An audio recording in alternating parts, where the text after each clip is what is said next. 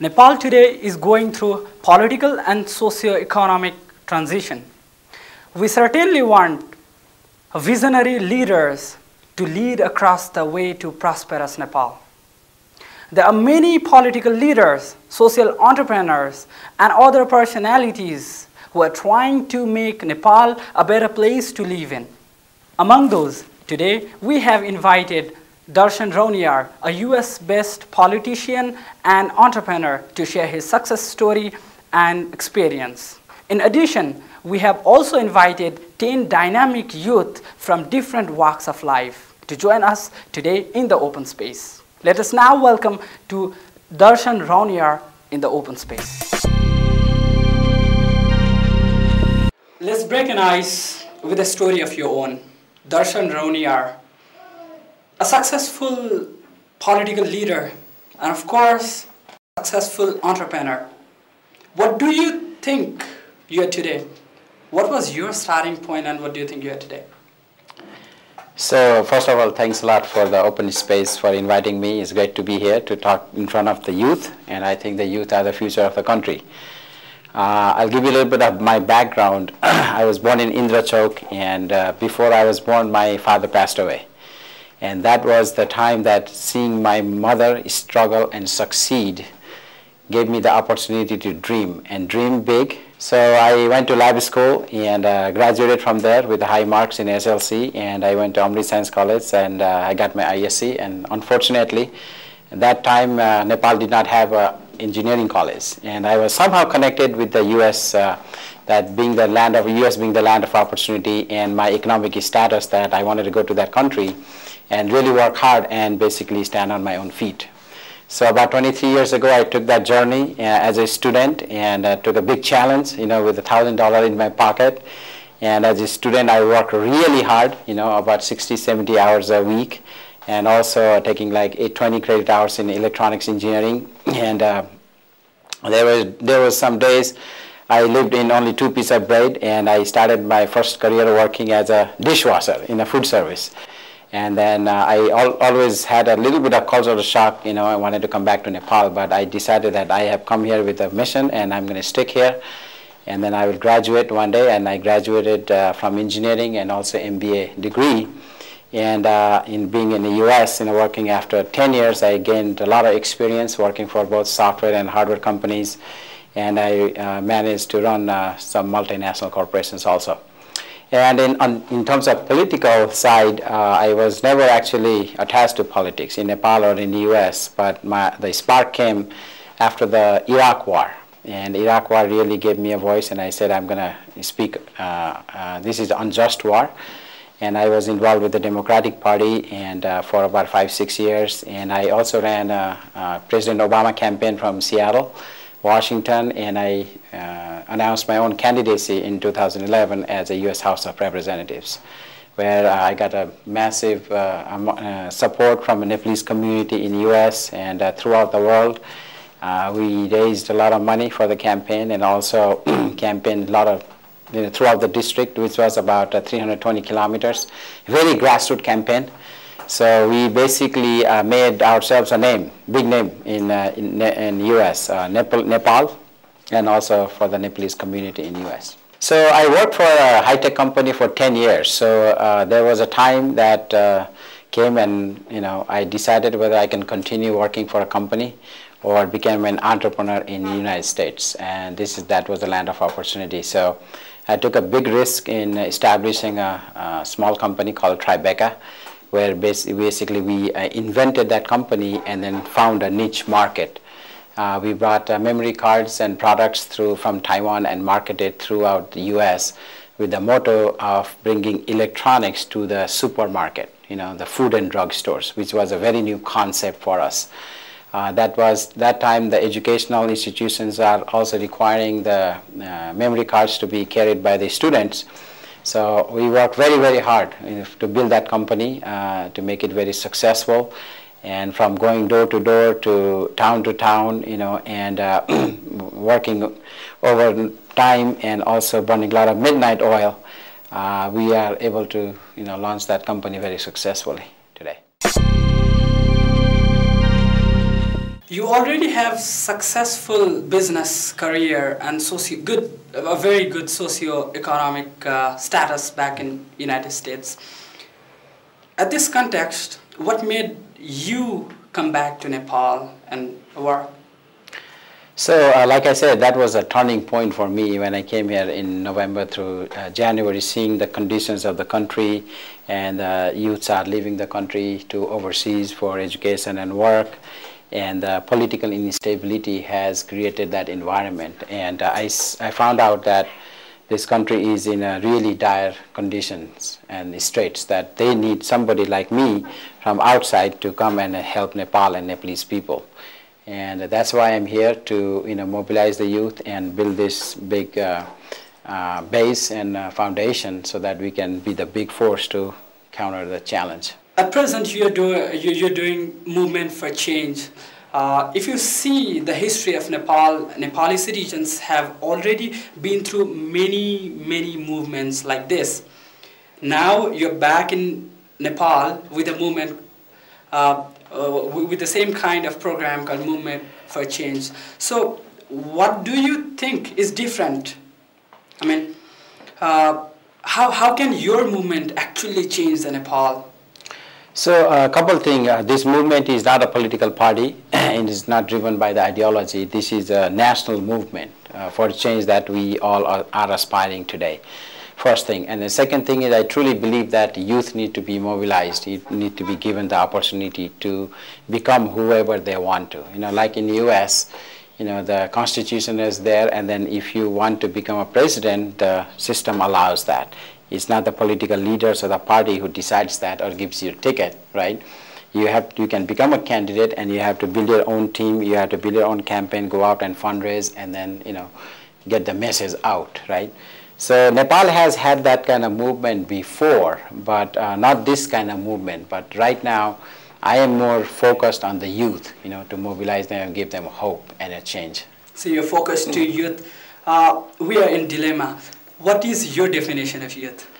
My definition of youth is youth can become whoever they want to in life, and they have to work hard, and they have to bring a change in themselves, and then they can be successful. They should not be driven by success, but what are the values they can bring, towards, and then they have to realize that the country belongs to them, and they belong to the country, and then they can be the force of change in a political arena or a business entrepreneurship or a social work, anything they would like to do. And I take that example from the U.S. Always. You look at President Obama ran for president. He was only 47 years of old, and he inspired me. I was inspired by him also. He was very youth. Similar to Bill Clinton, when he became president, he was only 42 years of old. So I really thought these are the people who are very energetic, who have more in-depth knowledge about what's happening. They are tech savvy, and they can be put to work to bring a change. Let's talk about the current trend of youth going to abroad. If we just talk about America, Nepal ranks 11 in terms of students all across the world. And if we see your history, you were also a student at first in the United States. Do you actually think Nepal is losing something? I mean, youth generation or youth power? I do believe that Nepal is losing youth and then young generations. They are. I talk to a lot of colleges, and youth always aspire to go abroad. And the reason being is political instability, and the environment is not here to basically for them to be successful here. So that needs to change. That's why I'm here, that to tell them that they should not always look to go abroad, but they can do a lot of things at home here. Let's also talk about your work in the entrepreneurship area. You started business. You studied business. But you practice politics. Does it actually synchronize anyway? Well, US is a place you can become whoever you want to. There is no synchronization. I believe as long as you are willing to work hard and if you have a vision and you're willing to take risk and challenges and what take really determined, if you have a determination, then you can be successful. So if you look at politicians in US, that has been the trend actually. They are first a student, then they work, then they become a businessman, and after they are a little bit wealthy, then they want to go to politics because they want to acquire the influence, right? And then they want to serve the country and the community. So I don't see any correlation. There has been a lot of great leaders also in the politics.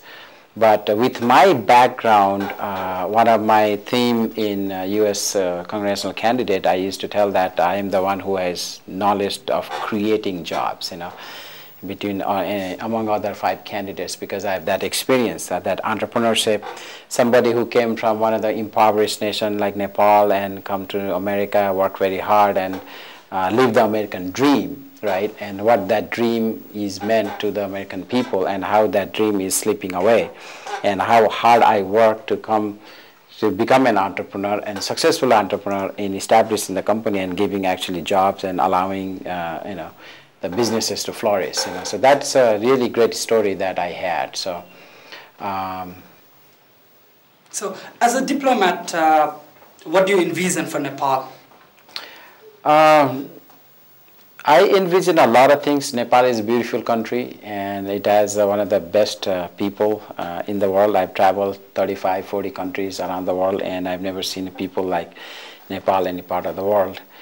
We just need to make Nepal the most developed country in the world. I truly believe that it's up to the people now to really stand up and rise up and then seize this moment to bring the change, because the change is only talked about, but the politician hasn't been able to deliver the results. So what are the choices? So we are in a situation that we don't have a prime minister, we don't have a constitution, we don't have a parliament, and we don't have a law and order. So this is the time that we need to seize the moment, and youth needs to come out, like President Obama did in his campaign, right, in the US. He really reached out to all the youths and then really mobilized them and then give them hope and change message.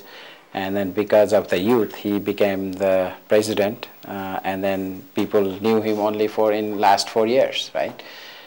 So that is sort of things can happen anywhere in the world. A quick question, you were talking about change. What is change according to you?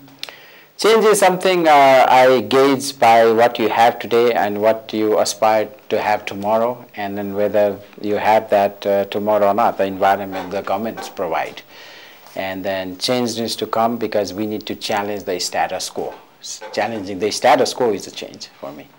Still, most of the youth in Nepal regard politics as a dirty game. What's your take on this as a politician?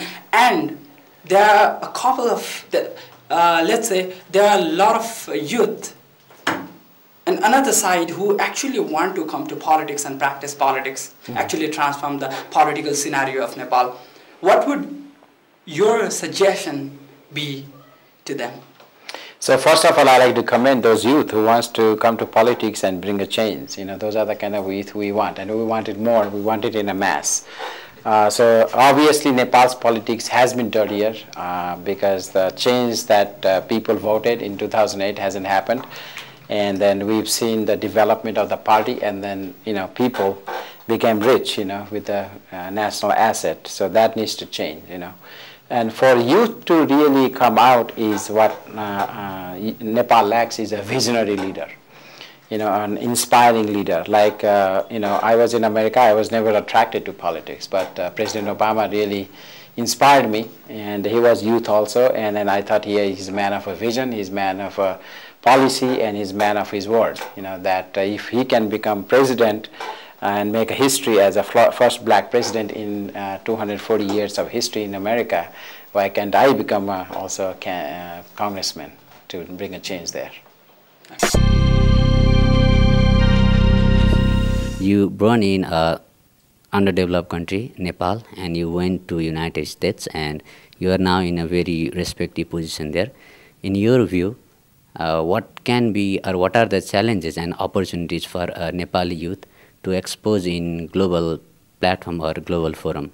That's a really good question. I think there has been some efforts by the U.S. Embassy also to, create an organization of a youth who are entrepreneurs. I think we can do the exchange programs, from the U.S. government and Nepal government, and create that platform where you can come and exchange ideas between the U.S. Entrepreneurs and also Nepal entrepreneurs. And then before that, I think Nepal government has to provide that opportunity and that climate for you to succeed. What you are trying to do.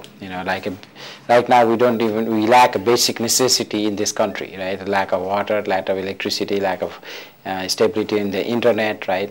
Those are the infrastructure projects that I think the government can partake and provide that for you to be successful.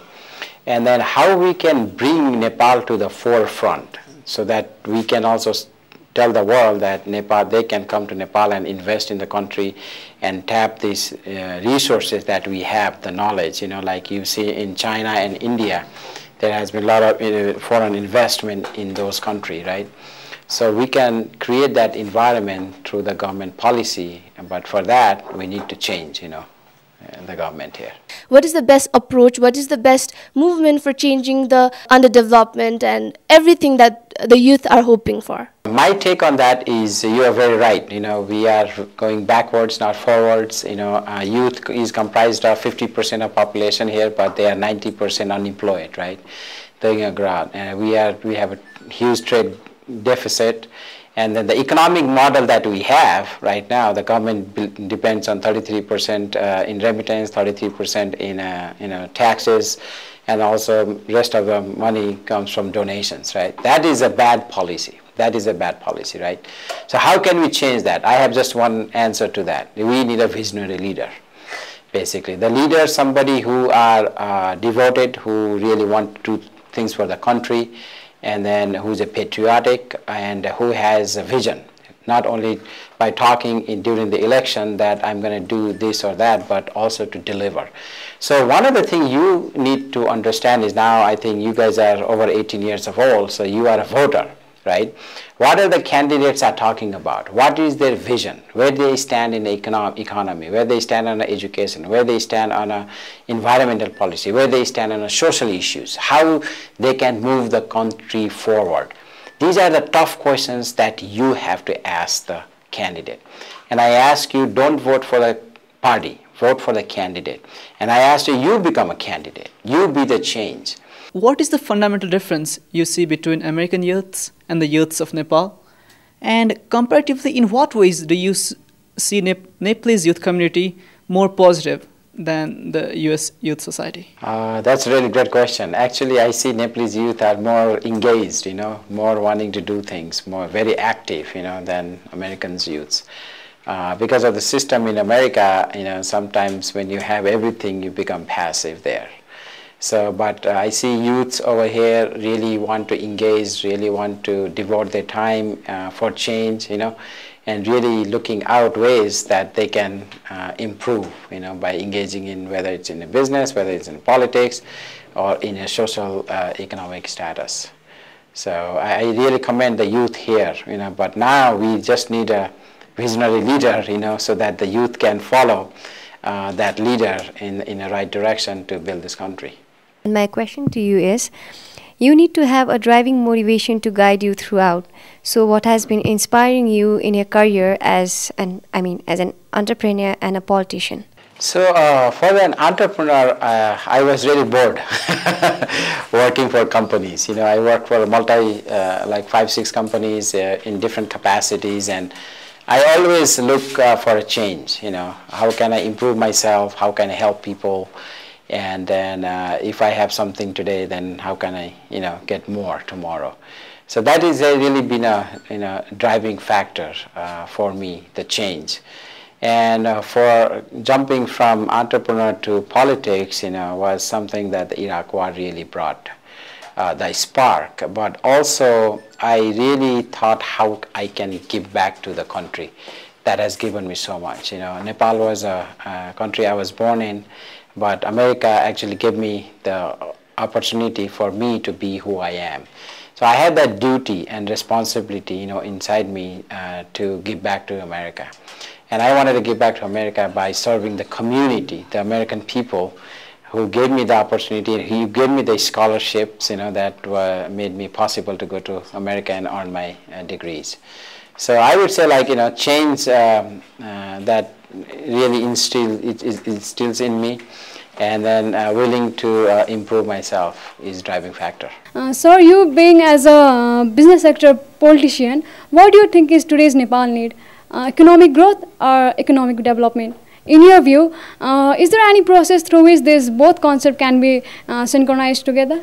I definitely think so, yes. We need both, you know, at this point. And with this movement, once we bring a change, our goal is to focus this country in an economic path, you know, totally economic development, and with the goal of making Nepal the most developed country in the world. And then we can achieve that by having a national policy, national plans, you know, and then first and foremost we need to build our infrastructure, which I believe that it's a government's responsibility to build the roads and bridges and schools and highways and clinics and hospitals. This is not a job of an NGO that we see in the country doing right now, right? Because you're a taxpayer, so you need to you know, understand that. And second thing is, you know, how can we create an opportunity or an environment for Nepalese people to come back to our country? You know, I look at Japan, you know, after the World War II, Japanese people really focused on, you know, 49% of their budget they devoted to the education, right? And then they have that nationalist feeling that we have to rebuild our country. So that kind of feeling that what I like to create through this movement of change, you know, that this is, you have to have a nationalist view to build our country, you know, and let every Nepali devote themselves in their own field, wherever they can, to you know, develop Nepal.